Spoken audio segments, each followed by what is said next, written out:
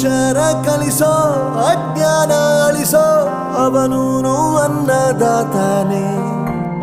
ತಪ್ಪು ಸರಿಯ ತಿದ್ದಿ ತಿಳಿ ಹೇಳಿ ಸಮಬುದ್ಧಿ ನಮ್ಮ ಚಿತ್ತ ಶುದ್ಧಿಯಾಗೋ ಹಾದಿ. ಎಷ್ಟೇ ದೂರ ಹೋದ್ರೂ ಮರಿಬೇಡ ನಿನ್ನ ಬೇರು, ನಿನ್ನ ಸಾಧನೆಗೆಲ್ಲ ಇದುವೇ ಆದಿ. ಪಾಠಶಾಲಾ